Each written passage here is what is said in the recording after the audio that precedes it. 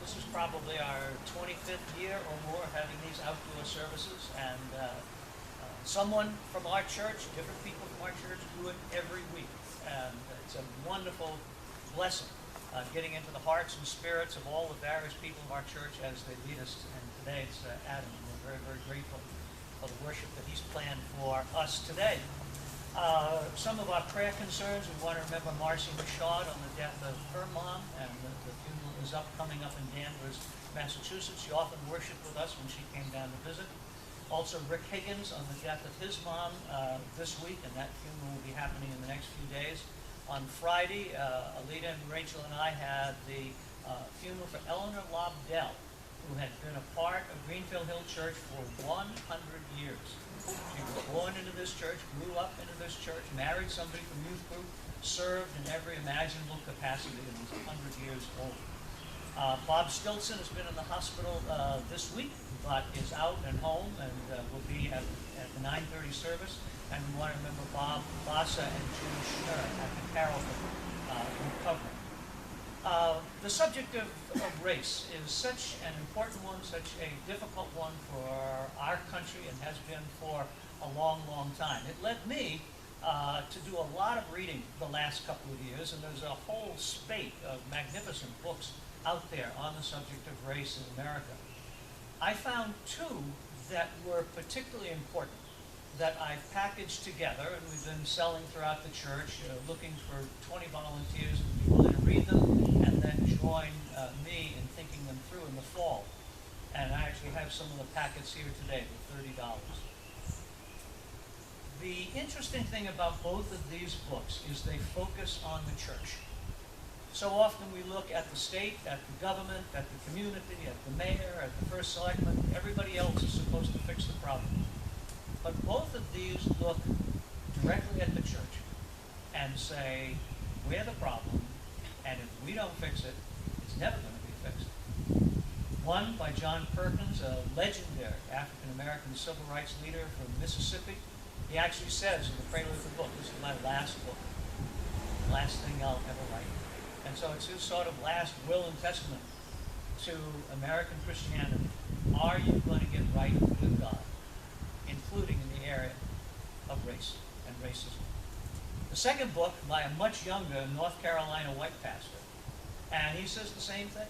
He said America suffers from what he calls the slave religion, a Christianity that has been rooted in slavery and in Jim Crow and in racism for 4 centuries. And if the church doesn't wake up and recognize that, the church will never be whole, the nation will never be whole. So I'm so very grateful for Adam picking up on this topic. So very grateful for you on a beautiful, beautiful summer morning. We're willing to come together and grapple together. Often that's a part of worship, isn't it? God bless us all. Adam?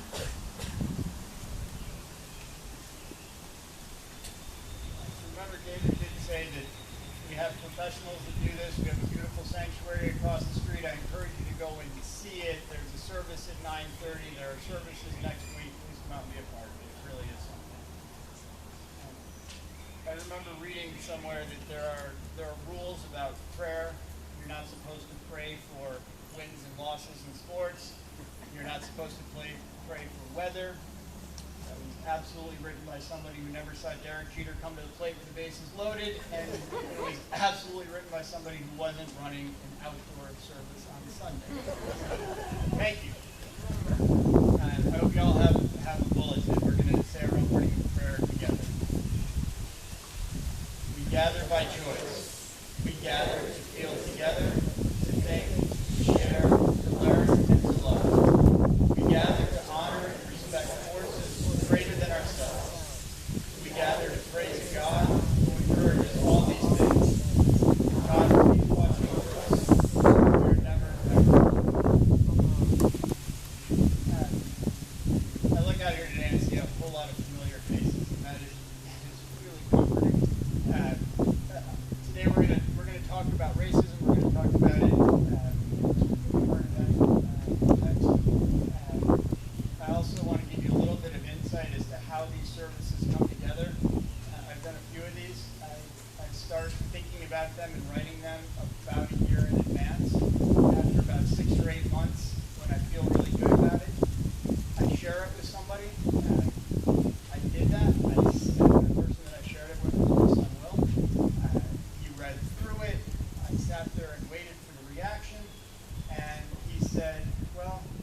a good start, Dad.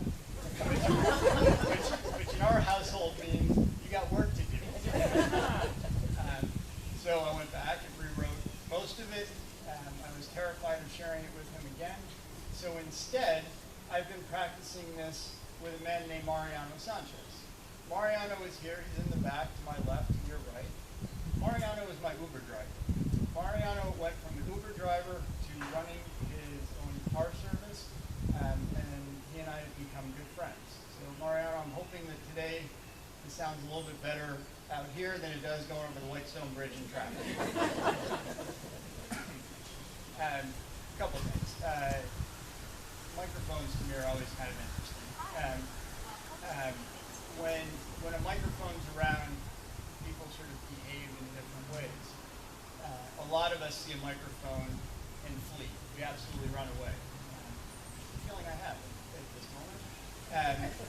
But usually that's not what my reaction is. Other people see a microphone. I have family members who see a microphone and believe that the world is a giant karaoke machine. That's not my reaction.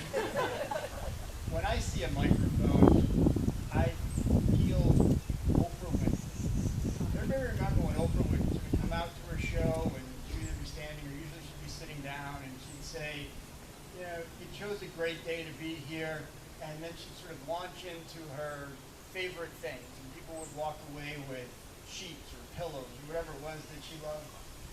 And I remember thinking that was sort of the greatest blend of sort of power and kindness that you could have. And she could do that because she had a microphone, because she had a stage. And then on the best days of the show, she would stand up there and she would say something like, you get a car and you get a car.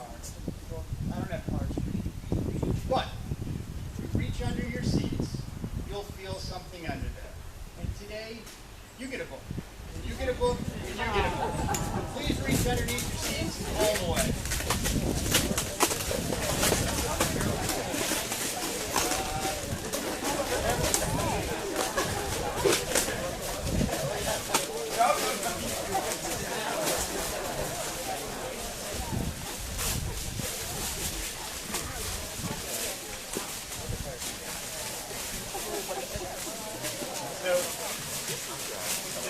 This sort of worked. One of the reasons it didn't work was because lots of you came out today that I hadn't planned on. We got 50 books and we have more than 50 people. The book that you have is called Wonder. Caroline and Charlie, can you guys, or Caroline and Chad, can you walk around with the bag? My sense is that most of you know the book Wonder, you've read the book Wonder. It is one of the best ways to deliver an idea of kindness. So if you've read it, it's an opportunity to pass it on to somebody else and explain the story of kindness. The rest of this thing's bombed to be forced to skip it.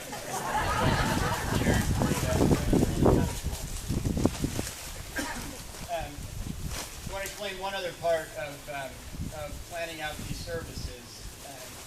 Once you come up with a message, you want to have music that fits with it. We're in the process of our music director retiring at Greenfield. She's been here for essentially a generation. And the other day, I heard David say that there are, I think, 10 points in a service where some kind of music is played. It's an incredibly important part of a church service. Today we have 3 parts of the service where music's played. And you really want the music to sort of blend with the message. The message that we have today is talking about racism, but actually talking about racism in the context of current events. So when I was looking through for music, I wanted something that was current.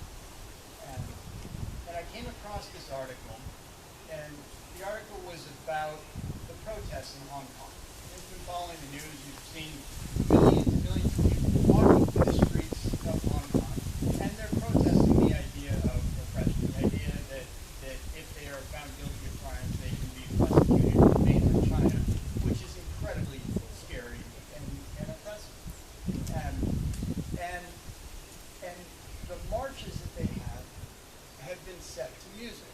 The heard earlier today was a live version of protesters walking through the streets. That was the song "Do You Hear the People Sing" from Les Mis.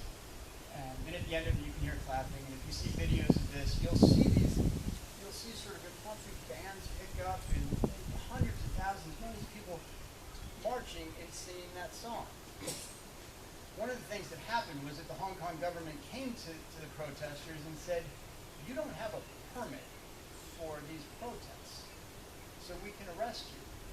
So what they did was they said, "Okay, fair enough, but in Hong Kong you can have religious gatherings without a permit." So they said, "Our protests are a religious gathering." And the authorities said, "How do you know that? How do you prove that?" And they did that through music. And the song that they chose was "Sing Hallelujah to the Lord."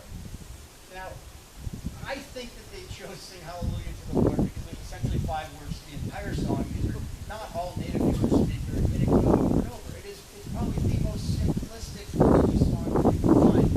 But if you see these protests, you hear them singing "Hallelujah," and then you hear them singing "Sing Hallelujah to the Lord."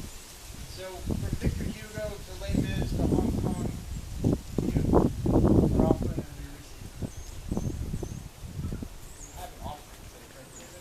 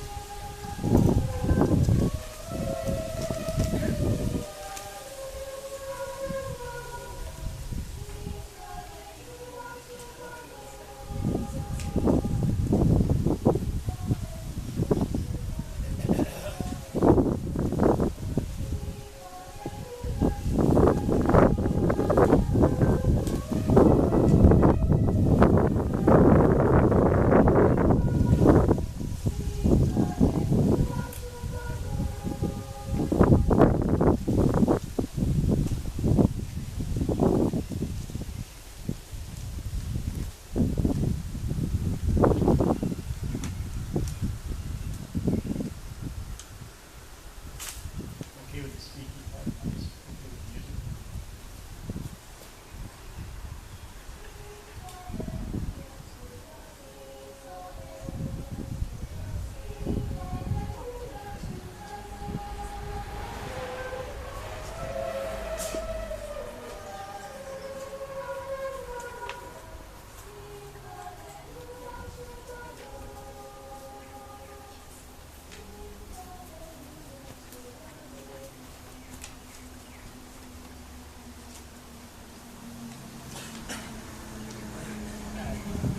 Usually at these early services, we're encouraged to have a part of it that's interactive.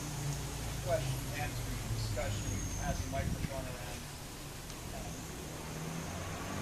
I'm not comfortable with that today. There will be an interactive part of this. I will be asking you to do something, but it won't necessarily be here. Just wanted everybody to sort of know that going. Charlie, want to do the reading part?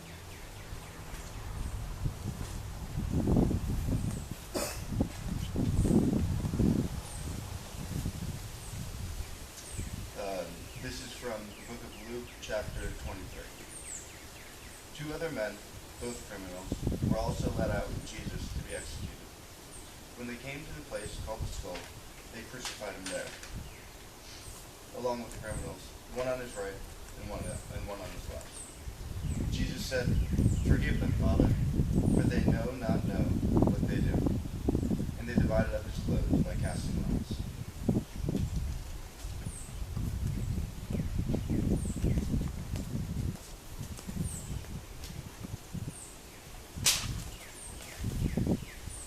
The other challenging part of these services is how to actually begin your story.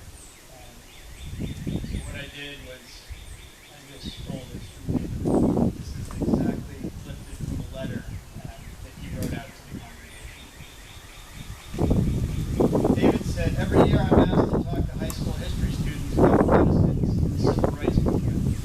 I tell them it's pretty simple. Almost all the slave traders were Protestant. Most of the slave owners were Protestant. They made the slaves into Protestants. The abolitionist movement was mostly led by Protestants. The Civil War was fought on both sides, largely by Protestants. When the Ku Klux Klan was started, it was entirely Protestant. The civil rights movement was started, led, and followed mostly by Protestants. Their meeting places were Protestant churches. The hymns sung were Protestant. In short, slavery and racism were about us. We were the perpetrators, the victims, the problem, and the solution. So I have a neighbor.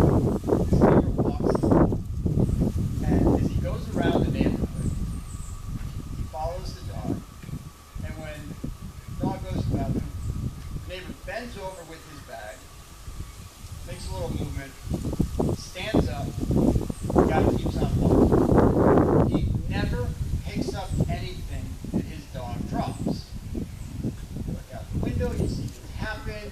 There's stuff all over your front yard and your sidewalk.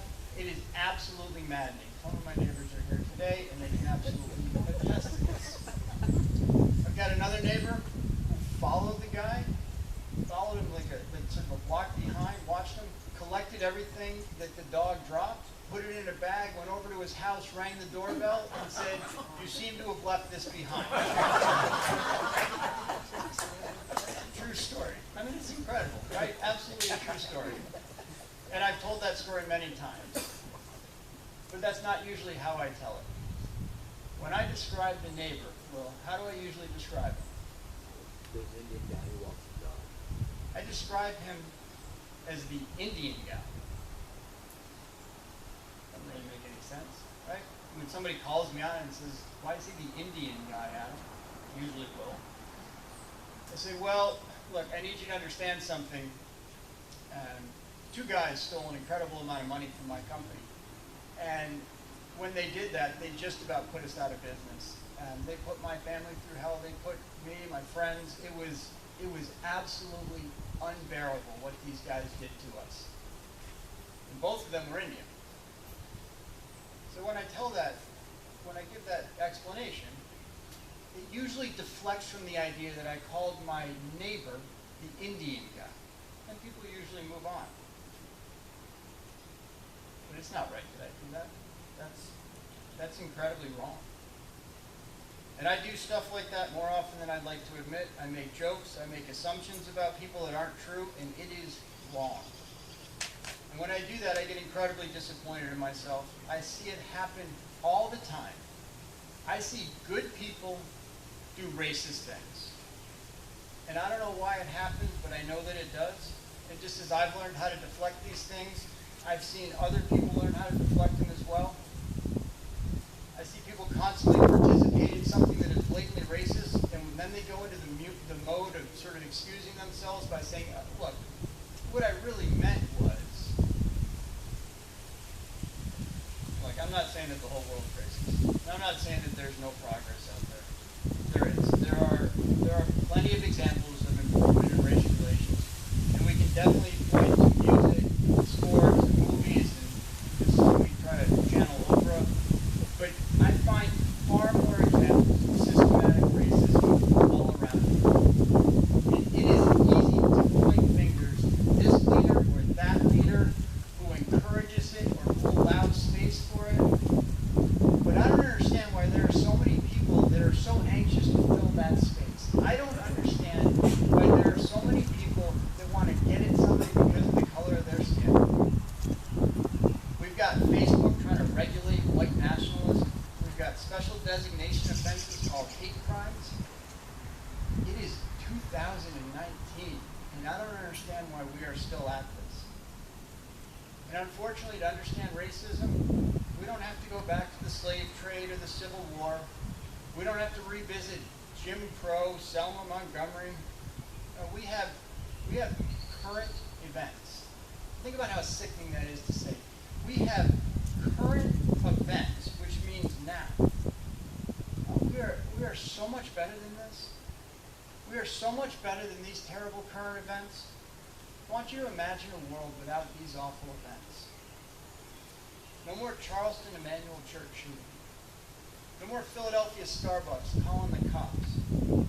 No more Sephora following rock stars around the store simply because they're black. No more Freddie Gray and Trayvon Martin messes. We are killing each other. No more Ferguson, Missouri riots, and no more white supremacist marches in beautiful Charlottesville. I had enough of this. Just enough. Look, maybe punishment and legislation helps, and maybe some basic education and understanding of different difference helps, and God knows I am all for it. But that sounds to me like waiting around for somebody else to make this better. And I don't want to wait for somebody else while the ideologies of hate and intolerance are out there planning their next rally. So I'm not asking you to be mad or sad. And this isn't some giant call to revolution. What I'm asking for is that we simply talk. What I'm asking you for today is just to talk. Not to talk about each other, but to talk with each other. To talk about the subject that is harder to discuss than money or politics or religion. I'm asking that we talk about race and racism. 4 years ago, headmistress of the Hopkins School, Barbara Riley, who happens to be here this morning, she started a conversation at Hopkins about race and racism. It was her final year at the school, and she led a full year of speakers and discussion groups on the topic. She had New York Times columnists that came in. She had special viewing of movies. She had these small and large discussion groups. Look, Hopkins is a very special place. They can do this kind of thing, and not all schools can do that. And at Hopkins, even at Hopkins, it was incredibly messy. A lot of the students didn't like thinking that they were racist. A lot of the teachers didn't like leading discussions about racism. And a lot of the parents, really didn't like their kids in the middle of all this. Barbara recently told me that she wished the entire year could have been devoted to just this topic. And for what it's worth, I love it. I love the idea that my kids and other kids and adults, they were forced to have these conversations, even though those conversations, they weren't particularly constructive yet. But it was a start. My oldest son, Will, he just finished his junior year at Georgetown, and you should have noticed Georgetown managed to make the news a few times this year.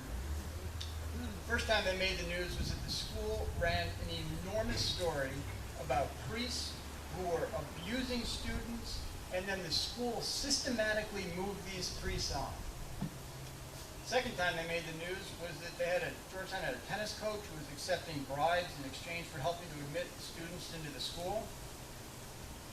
And the third time that Georgetown made the news this year was when the students voted on a non-binding fee of $27.20 for reparations for the 272 slaves that the school sold in 1838. Now, there is no dispute that the school sold the slaves for the financial benefit of Georgetown. So guess which issue is the most difficult to discuss with the group? Sexual abuse, bribes, or reparations? And keep in mind, all of these topics, they are all incredibly important and they all deserve attention. But only one of them that I know of has elicited anger and shouting, and it wasn't the sexual abuse cover-up. It's not a surprise to me that the messiness of the Hopkins conversation and the high anxiety of the reparations conversation happened. I think they happen because we don't have these kind of conversations on a regular basis. We don't have enough constructive forums to have the conversation. Cable news, talk radio, they seem to be a lot of people's places to exchange ideas, and I don't think that those forums are helping very much. So if it's not cable TV, then maybe it's music that we can go to. In a few minutes, we're going to hear a song, and it's a really good song. And there are two lines in it that jump out at me every time I hear it. The first line is, "King pointed to the mountain, and we climbed up." Up. Up is harder than down. I think the song is saying that it is not easy to fix these problems, but it's worth trying. Second part of the song that jumps out at me is, now we right the wrongs of history. No one can win the war individually. It takes the wisdom of the elders and young people's energy. Wisdom of the elders and young people's energy. I don't know where I fit into that, wisdom or energy, and maybe you don't either.